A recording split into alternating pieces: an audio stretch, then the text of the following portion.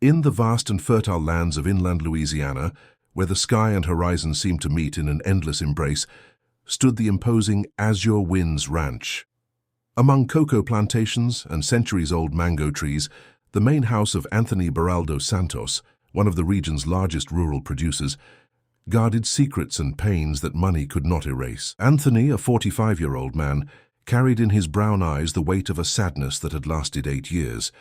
His wife, Teresa, had passed away during the birth of their son, Gabriel, leaving him a boy who, little by little, proved to be an even greater challenge than loneliness. Gabriel was diagnosed with severe autism at the age of 2 and later developed a motor deficiency that limited his movements. On that hot January afternoon, Anthony watched from the veranda window as Gabriel, now 8 years old, repeatedly swayed his body while sitting in the garden, oblivious to the butterflies dancing around him. The boy had hair as black as his mother's and light brown skin tanned by the Louisiana sun. His eyes, also dark, rarely met those of other people. "Dr. Matthew Fountains is arriving, Anthony," announced Patricia Norton, his partner of 3 years, entering the veranda with firm steps that echoed across the wooden floor.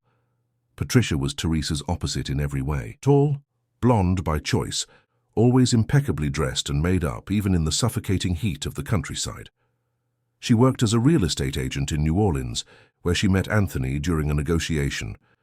In a few months she had settled on the ranch, assuming the role of mistress of those lands, though never that of a mother to Gabriel.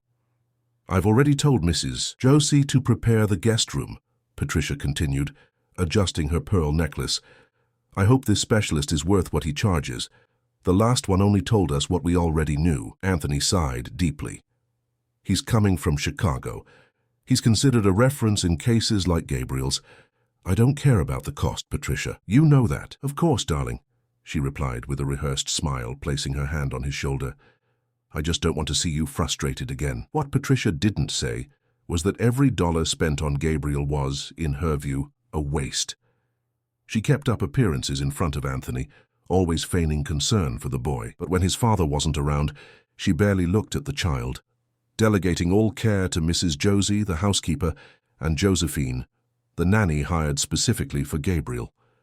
The doctor's car arrived promptly at 4 in the afternoon, kicking up dust on the dirt road that cut through the property. Dr. Matthew Fountains was a man in his 60s, with grey hair and a serene expression. He brought with him a suitcase full of equipment and tests, as well as infinite patience that quickly captivated Anthony. "We'll need at least 3 days for a complete evaluation," the doctor explained after dinner, as they had coffee in the main living room. "I want to observe Gabriel at different times of the day, understand his routine, his triggers, and most importantly, discover what calms him." "Do whatever is necessary, Doctor," Anthony said. "My only wish is to provide a better life for my son." Patricia, sitting next to Anthony on the leather sofa, smiled politely as her thoughts drifted to the beachfront property she intended to buy in her own name, using money she had convinced Anthony to transfer to her accounts for security. The next morning, while the doctor began his evaluations, Anthony had to go to New Orleans to resolve bureaucratic issues related to cocoa export. Patricia took advantage of his absence to discuss Gabriel's medication with Josephine. "When he gets too agitated, give him an extra dose," Patricia instructed, holding the medicine bottle. "The doctor prescribed only 1, but believe me, it's better for everyone if he's more calm." Josephine, a simple middle-aged woman who had worked on the ranch for 20 years, hesitated. "Mrs. Norton, the doctor said we shouldn't increase the dose. It could harm the boy." "Who pays your salary, Josephine?" Patricia asked with a threatening tone. "I know what's best for this house, and with Gabriel sedated, you'll have less work, won't you?" Reluctantly, Josephine accepted the bottle, but promised herself she wouldn't follow that absurd order. She had cared for Gabriel since his birth, and despite the difficulties, had developed a genuine affection for the boy. In the late afternoon, when Gabriel had a crisis after being startled by the sound of thunder, Patricia appeared in his room with the doctor. "See, doctor, it's like this all the time," she said, feigning concern. "Poor boy, so disturbed." Dr. Matthew Fountains watched attentively as Josephine tried to calm the boy, who was hitting his hands against his ears and screaming, swaying his body frantically. "He has auditory hypersensitivity," the doctor explained. "Loud noises are like needles for him. We need to create a more controlled environment with soundproofing in this room. Patricia smiled falsely. I'll make the calls tomorrow. I only want the best for Gabriel. When the doctor left, she shot Josephine a severe look. Give him the medicine now. I can't stand this screaming anymore. Josephine, however, had another plan. She remembered that Teresa, Gabriel's mother, used to sing to him even while he was in the womb. Taking advantage of a moment when Patricia answered a call and left the room, she began to softly hum a Louisiana lullaby, "Hush, little baby." To her surprise, Gabriel gradually decreased his body swaying. His screams turned into murmurs, and slowly his eyes fixed on a point near Josephine's face, something rare for him. When Anthony returned that night, he found Dr. Matthew Fountains in his office reviewing notes. "How is he?" he asked anxiously, still holding his document brief. "Your son is fascinating, Anthony," the doctor replied. "There's a lot of potential there, hidden behind the barriers that prevent him from communicating. But I must be honest, he needs a very specific approach, with constant therapies and someone fully dedicated to him. Money is not a problem. I can hire whoever is necessary. It's not just about professionals, but about someone who establishes a true emotional connection, someone who understands him beyond the diagnosis." What neither of them knew was that on that same night, a 32-year-old woman was traveling on an intercity bus towards the town near Azure Winds Ranch, carrying only a worn suitcase and a heart full of painful memories, but also hope for a new beginning. The sun had barely risen when Yara Conception got off the bus in the small town of Cocoa Creek. With her curly hair tied in a simple bun and dark skin marked by travel fatigue, she adjusted her single suitcase and took a deep breath, smelling the damp earth that filled the air after the dawn rain. Yara had no great expectations upon arriving in that part of inland Louisiana. After 5 years working as a nurse in a pediatric hospital in New Orleans, she needed distance. From the memories, from the pain, from the white walls that witnessed the disappearance of her only son, Philip, a victim of a congenital heart condition at 7 years old. Since then, every child she cared for in the hospital brought back the wound that refused to heal. The job offer as a housekeeper at Azure Winds Ranch came by chance, through her cousin who worked in New Orleans as a secretary for a real estate agent. "They need someone for general services, cleaning mainly," her cousin had said on the phone. Yara accepted immediately without questioning.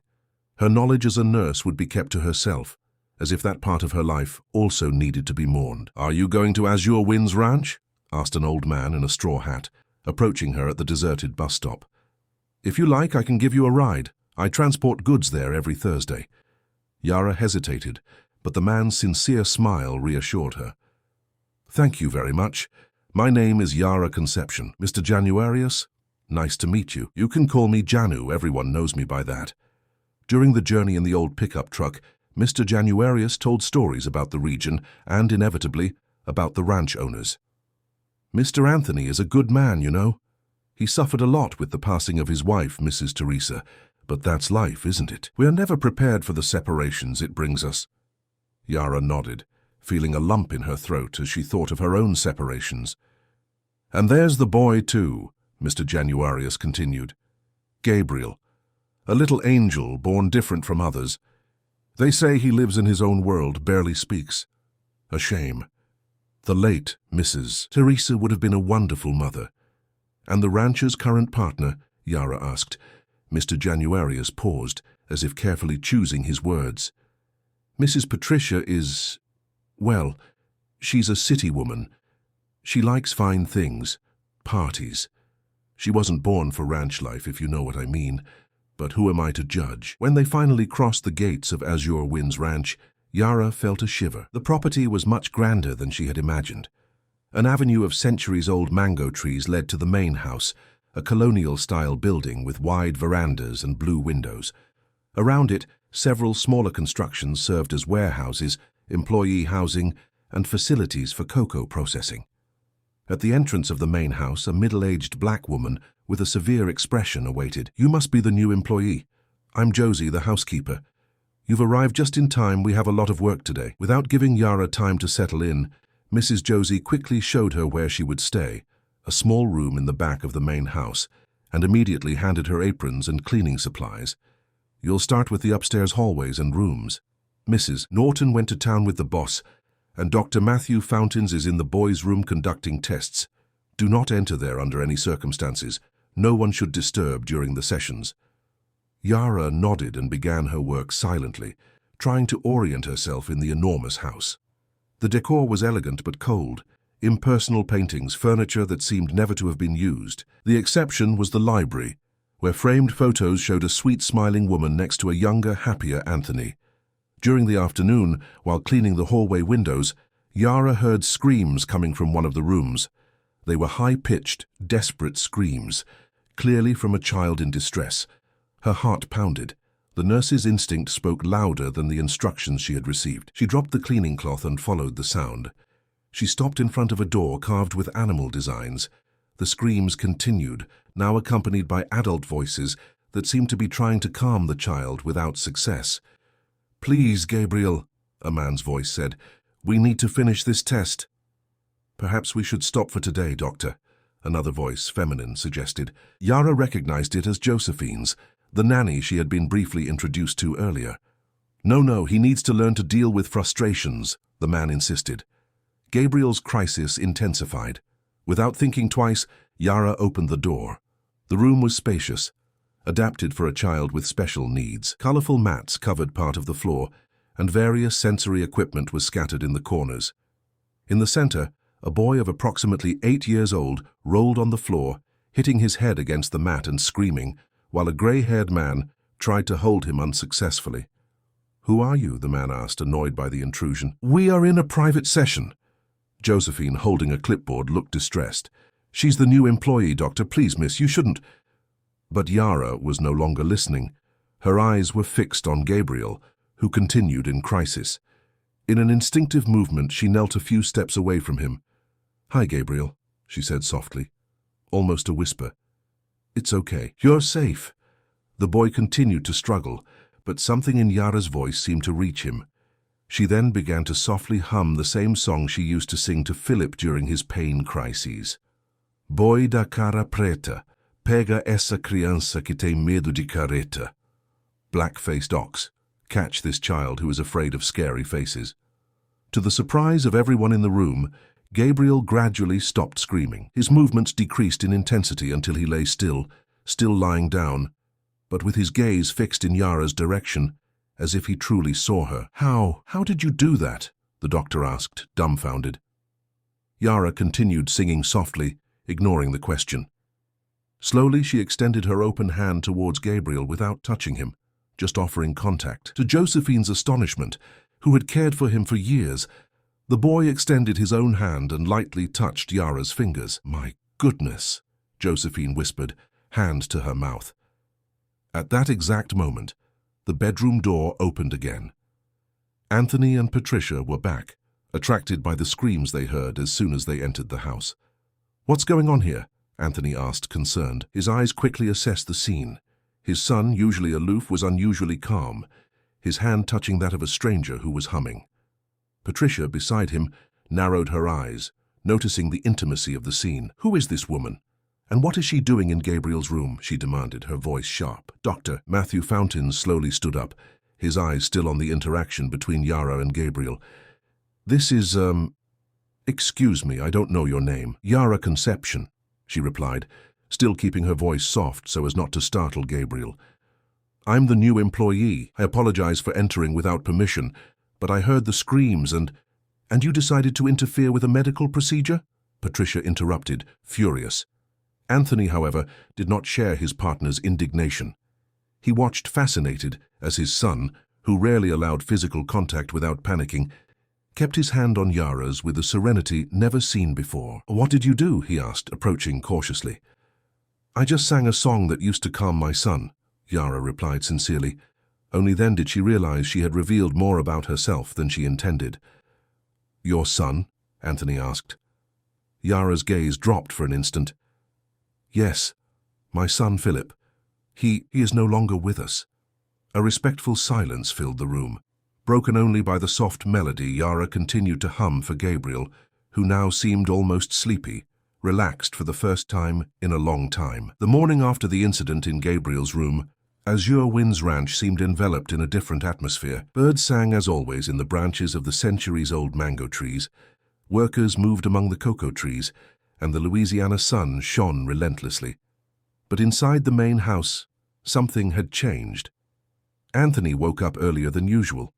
He passed by Gabriel's room and was surprised to find him already awake, sitting in bed swaying gently as he did when he was calm. Normally, mornings were difficult, with frequent crises upon waking. "Good morning, son," he said, entering cautiously. Gabriel did not respond verbally, as was to be expected, but his eyes briefly turned towards his father before returning to the fixed point on the wall he was contemplating. For Anthony, that simple glance was already a victory. Josephine entered the room carrying a tray with Gabriel's breakfast. "He's been calm since yesterday, boss," the nanny commented, placing the tray on the side table. "I've never seen him like this after a strong crisis. It seems that young woman Yara did something good for him." Anthony nodded thoughtfully. "Where is she now?" "She's already started cleaning the dining room. Mrs. Josie put her to work early." Determined, Anthony left his son's room and headed to the dining room. There he found Yara polishing the long rosewood table. She wore the simple uniform provided by Josie and had her curly hair tied up in a colorful scarf. "Good morning, Yara," Anthony said, making her start slightly. "Good morning, sir," she replied, immediately lowering her gaze as a sign of respect. "Please, there's no need for all that formality. You can call me Anthony." He pulled out a chair and sat down. "I want to talk about yesterday."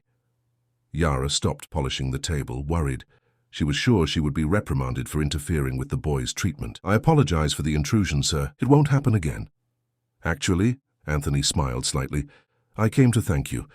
Dr. Matthew Fountains told me in detail what happened. You managed to calm Gabriel in a way no specialist has ever managed before." Yara relaxed her shoulders a little. "It was instinct, sir. I worked as a pediatric nurse for years. Sometimes what a child needs is just to feel safe, not to be pressured." Anthony's eyes widened. "A nurse? But why are you working as a housekeeper?" A slight blush colored Yara's cheeks. "I needed a change. After I lost my son, every day at the hospital was too difficult." Anthony felt the weight of those words. The shared pain instantly created a silent bond between the two. "I'm so sorry for your loss, Yara, truly." "Thank you, sir." "I have a proposal for you," Anthony said, after a few seconds of respectful silence. "I would like you to help with Gabriel's care, alongside Josephine. Your experience as a nurse and your connection with him can be valuable." Yara's eyes lit up for a brief moment, but soon returned to caution. "I don't know if Mrs. Norton would approve, sir. She seemed quite displeased yesterday." "Leave Patricia to me," Anthony replied firmly. "What matters is my son's well-being, and for the first time in years, I saw a light of hope." What Anthony didn't know was that, at that exact moment, Patricia was observing the conversation from the dining room door, unnoticed by either of them. Her green eyes gleamed with a mixture of jealousy and distrust. The mere possibility of losing her privileged position on the ranch was intolerable. Silently, she moved away, plotting a plan. During lunch, while Anthony discussed business with the ranch foreman on the veranda, Patricia made sure to sit at the table with Dr. Matthew Fountains, who had extended his stay to observe Gabriel's behavior more after the episode with Yara. "What do you really think of this nurse?" Patricia asked, delicately cutting a piece of meat. "Doesn't it seem strange to you that a qualified professional is working as a domestic employee?" The doctor chewed thoughtfully. "Actually, no. Emotional traumas often lead people to seek radical changes in environment and routine. It's a common defense mechanism. Or an opportunity to get close to a rich and vulnerable family," she insinuated. "Anthony tends to trust people too much. It's his nature." The doctor did not answer immediately, uncomfortable with the direction of the conversation. "What I witnessed yesterday was exceptional," he finally said. "In 30 years of practice, I have rarely seen such an immediate connection between a patient with severe autism and someone outside his family circle." Patricia forced a comprehensive smile. "Of course, doctor, I'm just worried about my stepson. Gabriel is so impressionable, and he has suffered so much." After lunch, Patricia found Josie supervising the cleaning of the guest rooms. "Josie, I want you to keep an eye on this Yara. Find out more about her past, where exactly she came from, where she worked. Anthony is fascinated with her because of what happened with Gabriel, but we need to ensure she is who she says she is." Josie, who had worked for the family for over 20 years and was loyal to Anthony above all, hesitated. "Mrs. Norton, with all due respect, I don't feel comfortable spying on employees." Patricia approached, lowering her voice. "I'm not asking you to spy, Josie. I'm asking you to protect this family. Did you see how Anthony looked at her? As a man, not just as a boss, and Gabriel so vulnerable." She paused dramatically. "If she really lost a child like she says, who guarantees she isn't mentally disturbed? It could be dangerous." The seed of doubt was planted. Josie, though suspicious of Patricia's intentions, could not completely ignore the possibility of risk to the family she had served for so long. In the afternoon, when Anthony took Dr. Matthew Fountains to see the new organic cocoa cultivation methods implemented on the ranch, Patricia took the opportunity to visit Gabriel's room, where Josephine and Yara were together for the first time by Anthony's order. "How is our boy today?" Patricia asked with false sweetness, entering the room without knocking. Josephine, who was organizing clothes in the closet, replied, "Very well, Mrs. Norton. We're showing him some colorful books." Yara was sitting on a soft rug next to Gabriel. The boy, surprisingly, was flipping through an animal book, occasionally pointing to the figures while Yara named each one in a low, melodious voice. "What a touching scene," Patricia commented. Then, addressing Josephine, "I need you in the kitchen for a moment. Mrs. Josie is having trouble with the dinner menu." Josephine looked at Yara, hesitant. "Go ahead," Yara assured. "We'll be fine here." As soon as Josephine left, Patricia's expression completely changed. She closed the door and approached the two on the rug. "So, Yara, or should I call you Nurse Conception?" she said in a cold voice. "It seems you've quickly won everyone's trust."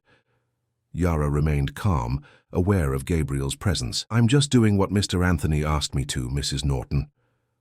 "I imagine so."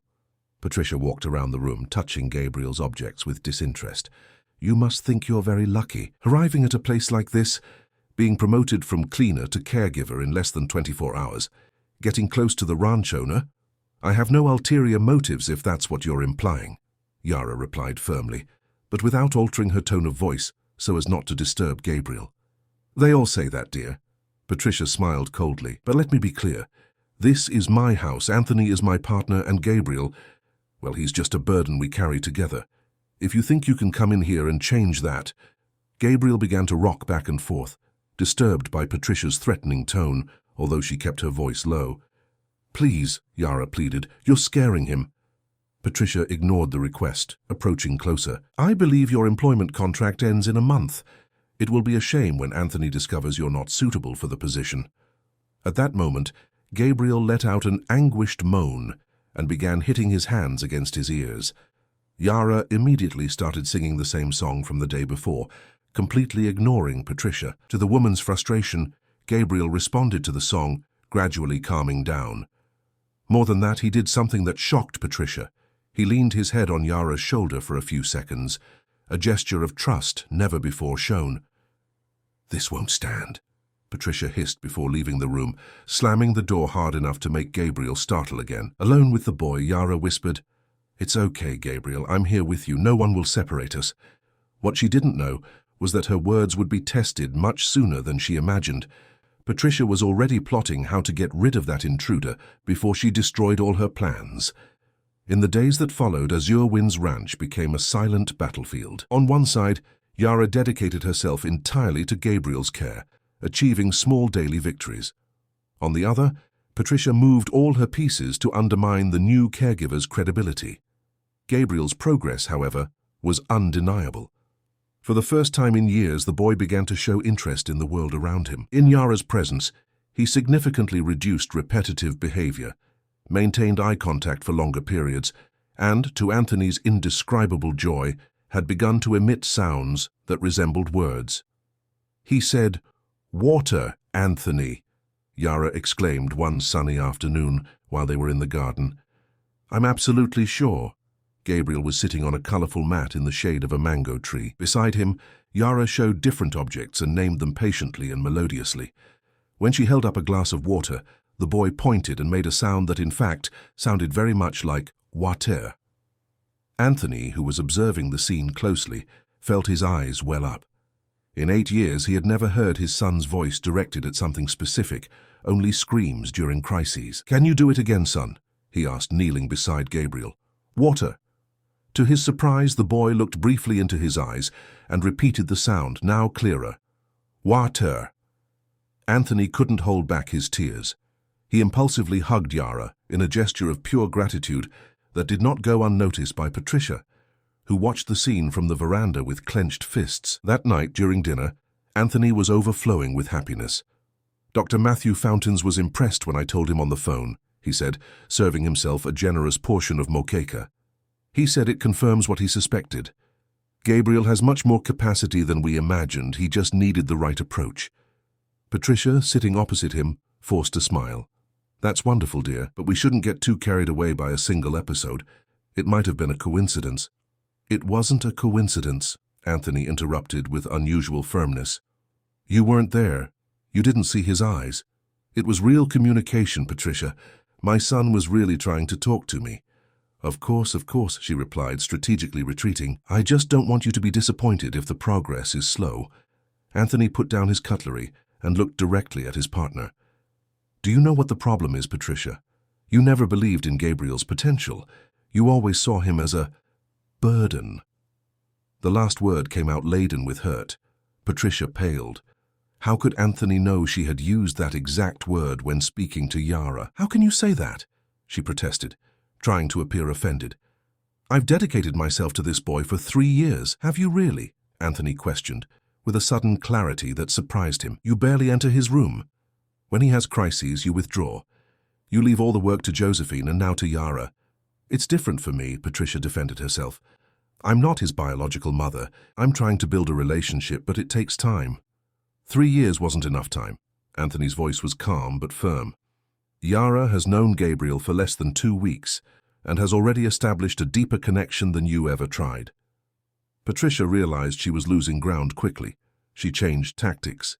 "Speaking of Yara," she said, taking a sip of wine to buy time, "have you checked her references? We know so little about this woman." "What do you mean?" "She says she was a nurse, that she had a son. But where's the proof? Desperate people invent stories, Anthony, and you, with your generous heart, are an easy target." "Are you suggesting Yara is lying?" Indignation was evident in his voice. "I'm suggesting caution." Patricia leaned across the table. "Why would a qualified nurse be willing to work as a domestic employee on an isolated ranch? It doesn't make sense." Patricia's words planted a seed of doubt, not because Anthony suspected Yara's intentions, but because he indeed knew very little about her. The next day, while Yara worked with Gabriel on motor exercises, Anthony took the opportunity to go to his office and make some calls. He contacted a friend who worked in the administration of the largest hospital in New Orleans, asking for information about Yara conception. Hours later, he received an email that confirmed Yara had indeed been a pediatric nurse at St. Elizabeth Hospital for 5 years, with excellent references. There was also a record of her leave after the death of her son, Philip, a victim of congenital heart disease. Anthony felt a mixture of relief and shame for having doubted her, even briefly. He decided it was time to make important decisions. That afternoon, he asked Josephine to stay with Gabriel and called Yara and Patricia for a conversation in his office. The two women sat in opposite chairs, the tension palpable between them. "Thank you for coming," he began. "We need to define some things that will affect the future of this home, and, especially, Gabriel's well-being." Patricia smiled confidently, certain that Anthony would finally put that intruder in her place. "Yara," he continued, turning to the caregiver, "I would like to formalize your position here on the ranch. Starting today, you will be Gabriel's primary caregiver, with a salary commensurate with your nursing background." Patricia's face transformed into a mask of disbelief. "Anthony, you can't be serious," she protested. "We barely know this woman." "On the contrary," he replied calmly, "I checked all of Yara's references. She is exactly who she says she is, an extremely competent nurse who suffered a devastating loss." Yara lowered her eyes, moved both by the recognition and the mention of her son. "You don't have to do this, Mr. Anthony. I'm happy just to be able to help Gabriel." "That's precisely why I need to," he insisted. "You see my son as a complete person, not as a medical condition or a burden." He cast a meaningful glance at Patricia. The blonde stood up, trembling with rage. "You're making a mistake, Anthony. This woman has poisoned you against me." "No, Patricia. You did that yourself." He took a deep breath. "I heard you yesterday in Gabriel's room. I was passing through the hallway when I heard you call my son a burden and threaten Yara." Patricia paled. "You don't understand. I was just—" "Showing your true character," Anthony completed. "And it's not the first time. Josephine finally mustered the courage and told me about your instructions to medicate Gabriel beyond what was prescribed, to keep him calm. Do you have any idea of the danger that posed?" "She's lying!" Patricia cried, desperate as she saw her world crumbling. "Everyone is against me because they're jealous of my position in this house." Anthony stood up, his decision made. "I want you to leave Azure Winds Ranch, Patricia. Today. You can't kick me out." She clung to the edge of the table. "We have a life together." "We have a convenience, not a life," he corrected sadly. "I thought that with time, you would develop affection for Gabriel. But now I see that will never happen. And I can no longer live like this. It's because of her, isn't it?" Patricia accused, pointing at Yara, who remained silent. "You've fallen in love with this cleaner."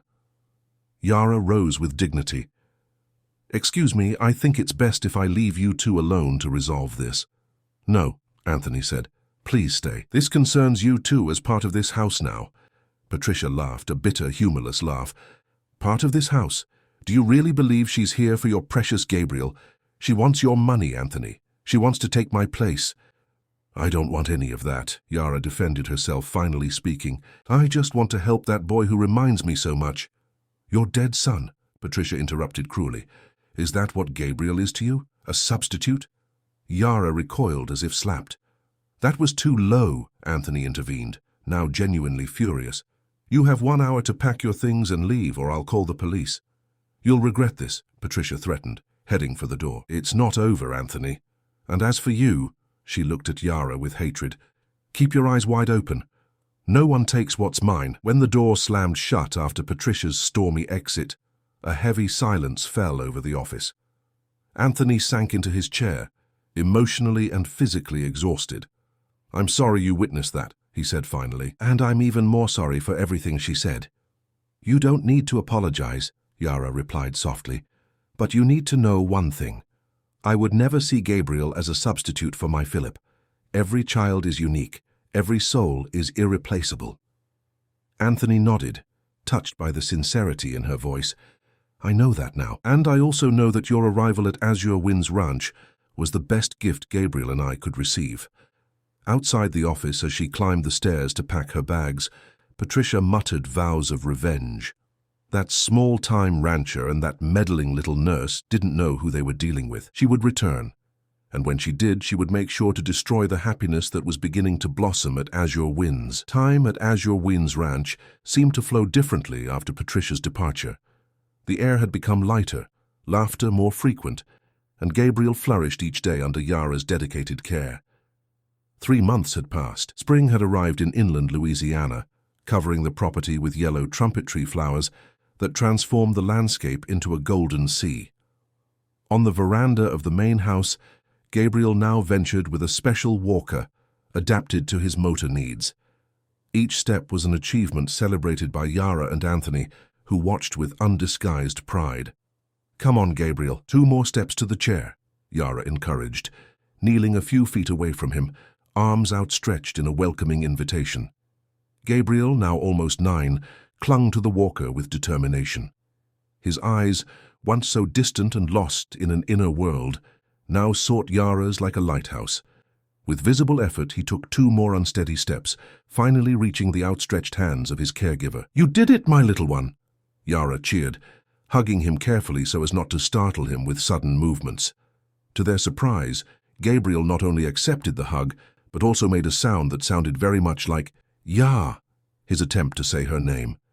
These moments had become more frequent, small daily miracles that illuminated the ranch.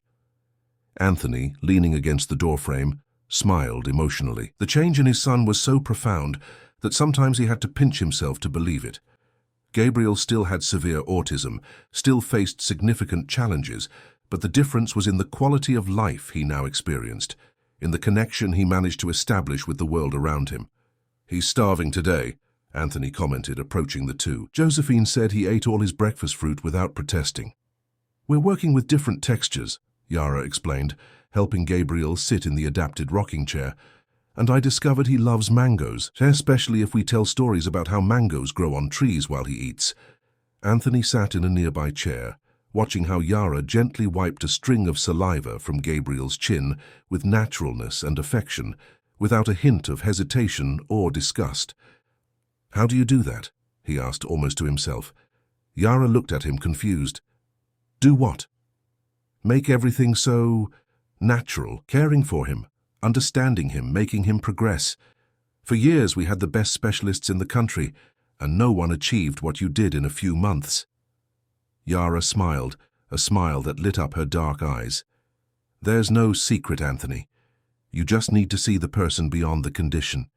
Gabriel isn't autism with a boy inside, he's a boy with autism. The difference seems small, but it changes everything."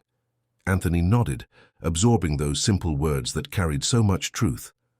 "I have a surprise for both of you," he announced, trying to disguise the emotion in his voice. "The therapeutic facilities project is ready.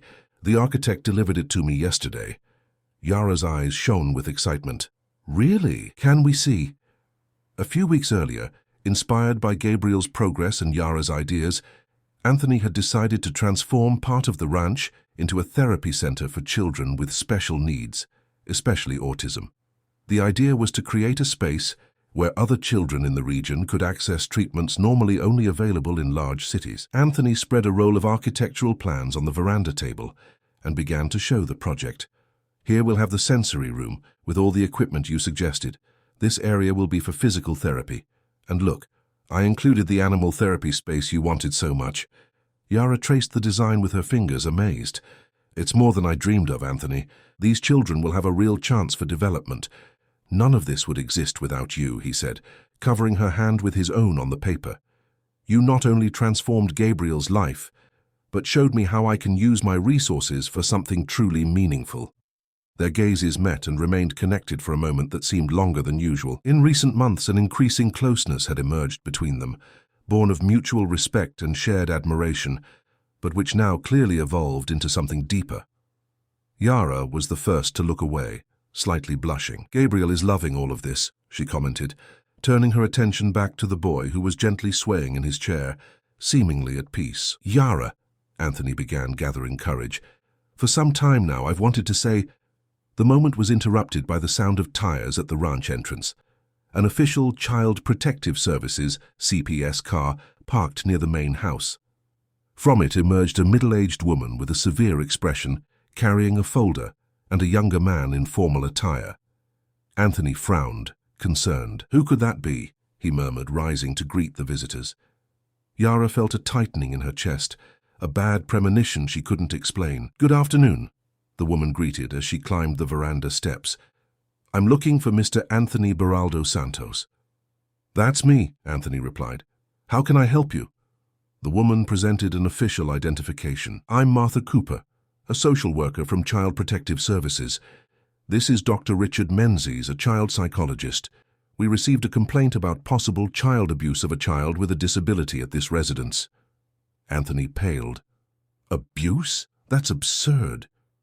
"I understand your indignation, Mr. Santos," the social worker said in a neutral voice, "but we are obliged to investigate all complaints. May we come in?"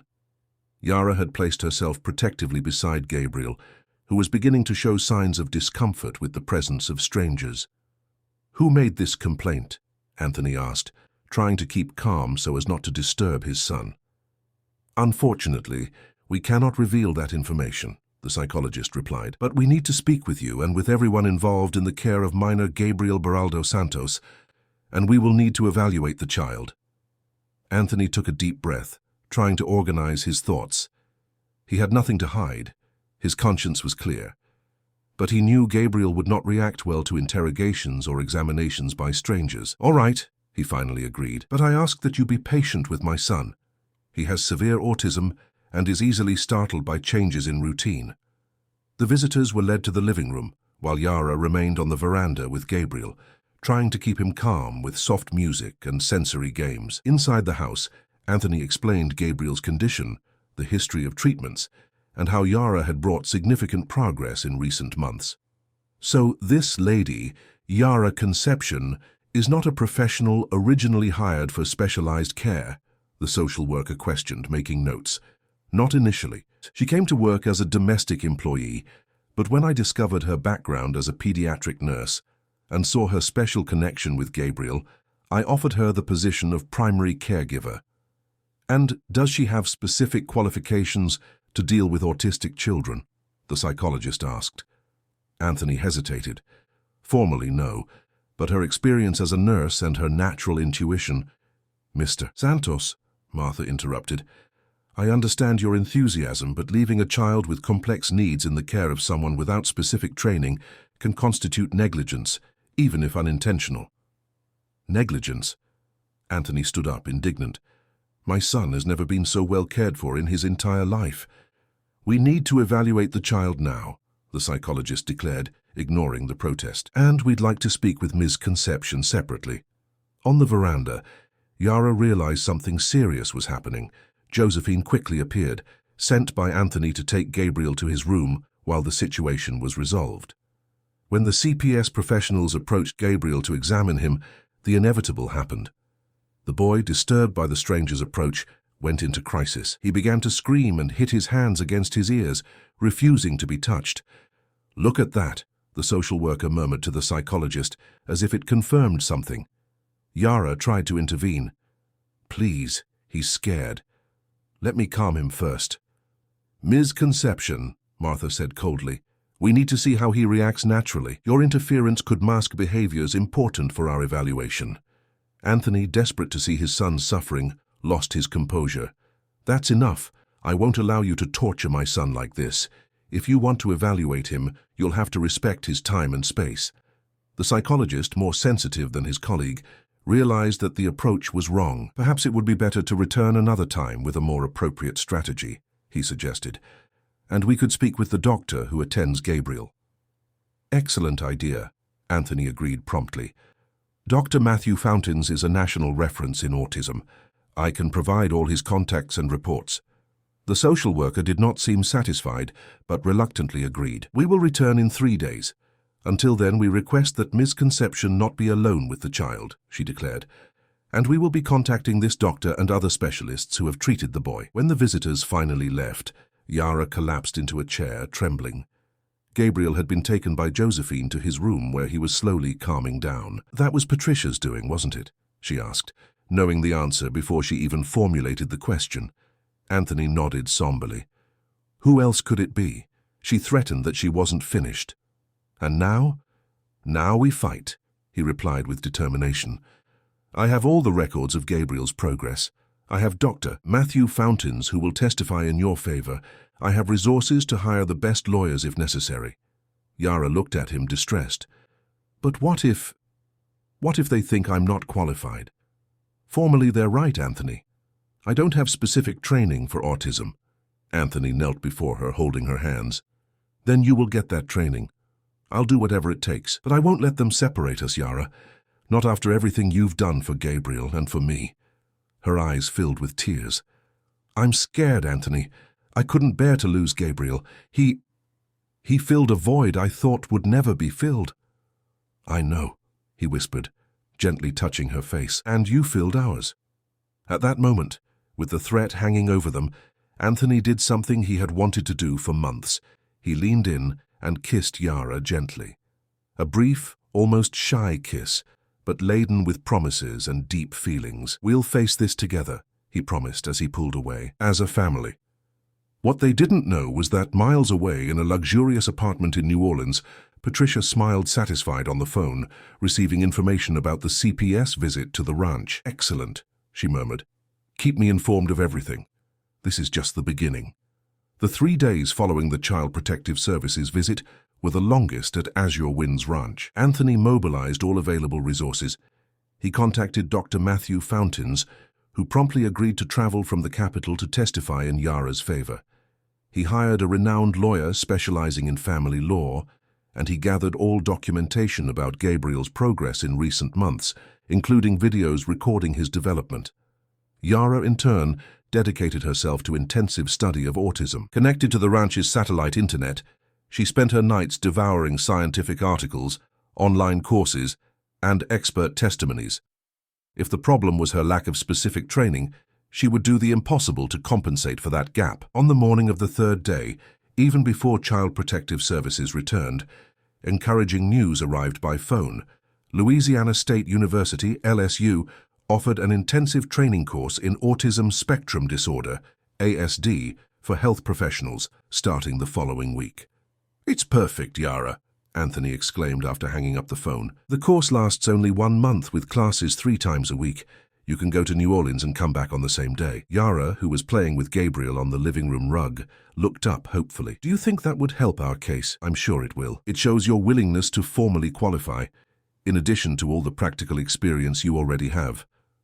Gabriel, sensing the positive energy in the room, approached Yara and handed her a toy, a gesture of sharing that would have been unthinkable months earlier. She smiled, accepting the symbolic gift. "For you, my little one, I'll do anything," she whispered. At noon, when the Child Protective Services delegation returned to the ranch, they were received by a confident Anthony and a determined Yara. This time, in addition to social worker Martha and psychologist Richard, there was also a third professional, an autism specialist appointed by the juvenile court for an impartial evaluation. Unlike the rushed approach of the first visit, the new evaluation was conducted with more sensitivity. Dr. Matthew Fountains was present and explained in detail Gabriel's specific condition, previous treatments, and the remarkable evolution since Yara's arrival. "In 30 years of medicine, I have rarely seen such an effective connection as the one between Gabriel and Yara," he stated categorically. "What we observe here is not just basic care, but a deep understanding of this child's individual needs." The autism specialist, Dr. Cecilia Morris, asked to observe Yara and Gabriel interacting naturally. For an hour, she followed their routine activities, communication exercises, crisis calming techniques, and the gradual introduction of new stimuli. "Impressive," she commented to psychologist Richard. "Ms. Conception instinctively applies techniques that we usually teach in advanced behavioral therapy courses." When the observation ended, everyone gathered in the living room to discuss the results. Anthony, tense but determined, sat beside Yara, holding her hand discreetly under the table. "Well," Martha, the social worker, began, "we have a complex situation here. On one hand, it's undeniable that minor Gabriel is well cared for physically and shows progress. On the other hand, the fact remains that Ms. Conception does not have formal qualifications to—" "Excuse me, but I must interrupt," Dr. Cecilia said. "As a specialist appointed by the court, my evaluation carries considerable weight in this case, and I must say that I have rarely seen an approach as effective as Ms. Conception's. She may not have specific autism certificates, but her background as a pediatric nurse, combined with her natural sensitivity, has resulted in exceptional work." Richard, the psychologist, agreed. "Furthermore, Mr. Santos informed us that Ms. Conception is already enrolled in the LSU training course, demonstrating a commitment to formalizing her knowledge." Martha seemed uncomfortable, as if reluctant to accept the direction the evaluation was taking. "Still, the complaint we received mentioned inappropriate physical restraint, excessive medication, and prolonged isolation." "Complete absurdities," Anthony protested. "Whoever made that complaint clearly never observed Yara with Gabriel." "In fact," Dr. Matthew Fountains intervened, "those were precisely the methods used before Yara's arrival. I have in my records the excessive medication that was administered to Gabriel under the guidance of Mr. Santos's former partner, Ms. Patricia Norton." Upon hearing that name, Martha reacted almost imperceptibly, but enough for Anthony to notice. "It was her, wasn't it?" he asked directly. "Patricia made the complaint." The social worker hesitated. "I cannot confirm the identity of the complainant, but you know her," Anthony stated, not as a question. Martha finally nodded. "Ms. Norton and I frequent the same club in New Orleans. She commented on her concern for her stepson, but I assure you that did not influence my professional evaluation." "I understand," Anthony said with surprising calm. "Then perhaps you'd be interested in something I have to show you." He took a USB drive from his folder and connected it to the laptop on the table. On the screen, a security video appeared showing Patricia in Gabriel's room, aggressively discussing with Josephine about increasing the boy's medication, even against medical advice. This video is from 3 months ago, shortly before Patricia left this house. I installed cameras in Gabriel's room for his safety. After realizing that he frequently appeared more sedated than normal when I traveled, the professionals watched in silence, shocked by Patricia's coldness in the video. At the end of the recording, she clearly called Gabriel a burden and threatened to fire Josephine if she didn't follow her instructions. "This completely changes the picture," Dr. Cecilia declared, visibly disturbed. "We are facing a classic case of a revenge complaint." The meeting concluded with a preliminary opinion favorable to Anthony and Yara. Child Protective Services would maintain monthly follow-up for 6 months, but saw no reason for restrictions on the current care. The only formal recommendation was that Yara complete the training course and keep her education updated. When the professionals finally left, Anthony and Yara embraced for a long time, a mixture of relief and emotion overcoming both. "It's over," he whispered against her hair. "It's finally over." But the newly won peace would last less than they expected. The next night, as a tropical storm battered the region, Yara woke with a start. A strange noise coming from the hallway caught her attention. She got up and cautiously opened her bedroom door. The hallway was dark, illuminated only by occasional lightning flashes through the windows. Something wasn't right. Gabriel's bedroom door, normally closed at night, was ajar. Alarmed, Yara walked silently to it and pushed the door open. What she saw chilled her blood. Patricia, completely soaked by the rain, was leaning over Gabriel's bed with a pillow in her hands, bringing it dangerously close to the deeply sleeping boy's face. "Get away from him!" Yara screamed, lunging towards the bed. Patricia turned, her face contorted by irrational hatred. "You ruined everything," she hissed. "Years building my life here, all destroyed because of you." Yara placed herself between Patricia and the bed, protecting Gabriel with her own body. "Get out of here now, or I'll scream for help," Yara threatened. "No one will hear with this storm," Patricia replied, advancing. "And by the time they finish dragging me out of here, I'll have finished with this hindrance. Then I'll deal with you." Yara didn't hesitate. She threw herself against Patricia, pushing her away from the bed. The two women fell to the floor in a desperate struggle. Patricia, driven by hatred, had surprising strength. She managed to pull a handful of hair from Yara and scratch her face. Gabriel woke up with the noise and began to scream, terrified by the scene. His screams echoed through the house, finally waking Anthony, who was sleeping in the room across the hallway. He arrived running, still disoriented by sleep, but instantly understood what was happening. With a quick movement, he pulled Patricia away from Yara, who was bleeding from a cut on her forehead.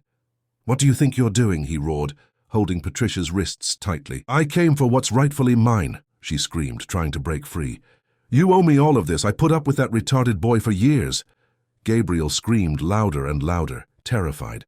Yara, ignoring her own pain, went to him, hugging him and singing the song that always calmed him, even with her voice trembling. Anthony dragged Patricia out of the room, while shouting for Josephine and the foreman, who were already running down the hallways, alerted by the screams. Quickly, he explained the situation and asked them to call the police. Patricia was held under guard in the living room, tied to a chair with ropes brought by the foreman, while they awaited the authorities. She alternated between furious threats and pathetic pleas, a clear sign of imbalance. In the room, Yara had managed to calm Gabriel with great effort. Embracing him, she murmured words of comfort. "It's all right now, my little one. No one will hurt you. I'm here." To her surprise, between sobs, Gabriel said his first complete sentence. "Yara, stay with me." She looked at him, astonished, tears streaming freely. "Always, my love, I will always stay with you." Anthony, who had returned to the room after ensuring Patricia was contained, witnessed that magical moment amidst the chaos. He approached the bed and embraced both of them. "We are a family," he said, his voice choked with emotion. "Nothing will separate us now." Hours later, Patricia was taken away by the police, accused of trespassing and attempted assault. Her clearly disturbed mental state would ensure a psychiatric evaluation before any trial. Dawn brought a clear sky after the storm, like a harbinger of what was to come. On the veranda of Azure Winds Ranch, Anthony, Yara, and Gabriel had breakfast together, as the family they had become. "Yara," Anthony said, holding her hand across the table, "I know it might seem rushed after everything we've been through, but I need to ask you something." She looked at him, expectant. "Would you do me the honor of becoming my wife, of officially being Gabriel's mother, as you already are in every way that matters?" Tears welled up in her eyes before she could even answer. Gabriel, sitting beside them, seemed to understand the solemn moment as he remained extraordinarily quiet, looking from one to the other. Yara hesitated, a last trace of insecurity surfacing. "Are you sure? I'm just a nurse. I don't come from your world." "You are everything I always looked for without knowing it," Anthony interrupted, "and everything Gabriel needs. I don't care about different worlds, status, or any of that nonsense. I only care about what we've built here together." The answer came not from Yara, but from Gabriel, who suddenly reached out and touched her face, saying with surprising clarity, "Mom." It was enough. Through her tears, Yara nodded. "Yes, I accept. With all my heart." The wedding took place 3 months later. A simple ceremony in the ranch gardens. Gabriel surprised everyone by walking steadily with his walker to the altar, carrying the rings. The emotional guests witnessed not only the union of two souls, but the triumph of true love over prejudices, social classes, and adversities. Over the next year, Azure Winds Ranch transformed completely. The therapeutic center was inaugurated, receiving children from all over the region for specialized treatments in autism and other conditions. Yara, now graduated from the specialization course and pursuing a postgraduate degree in occupational therapy, coordinated the project with the same dedication she had shown with Gabriel. The boy, in turn, blossomed more and more. At 10 years old, he already attended adapted classes, communicated with short but efficient sentences, and even made friends with some of the children who came to the center. His limitations still existed, of course, but they were no longer insurmountable barriers to a full and happy life. On a particularly sunny afternoon, while watching Gabriel play in the garden with the therapy dog they had adopted, Yara and Anthony reflected on the extraordinary journey they had traveled. "Sometimes I wonder," Anthony said, "if Teresa wasn't guiding all of this from somewhere, bringing you to us when we needed you most."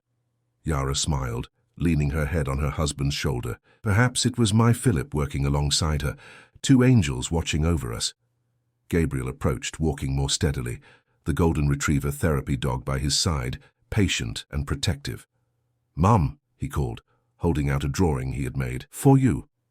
The drawing showed 4 figures, a large one representing Anthony, a medium one representing Yara, a small one representing Gabriel, and a last, even smaller one, floating above them like an angel. "Who is this, son?" Yara asked, pointing to the floating figure. Gabriel thought for a moment, searching for the right words. "My brother from heaven," he finally replied with simplicity. "You're Philip." Yara felt tears stream freely. Anthony's heart tightened with emotion. Without words, they simply hugged the boy, the living symbol of how love can transform even the most challenging circumstances into a journey of growth and redemption. Azure Winds Ranch, once a place of pain and isolation, had become a beacon of hope for many families. And all because a simple woman, marked by her own pain, had the courage to open her heart again, finding in the needs of another the healing for her own wounded soul. On the horizon, the sun began to set, painting the Louisiana sky with shades of orange and pink. A gentle breeze rustled the leaves of the centuries-old mango trees, as if nature itself celebrated that improbable family, united not by blood, but by something infinitely more powerful, the human capacity to love, accept, and transform. Dear listeners, we hope the story of Anthony, Yara, and little Gabriel has touched your hearts. To continue experiencing emotions like this, we have a special playlist with other incredible stories from the American countryside. Find it by clicking here.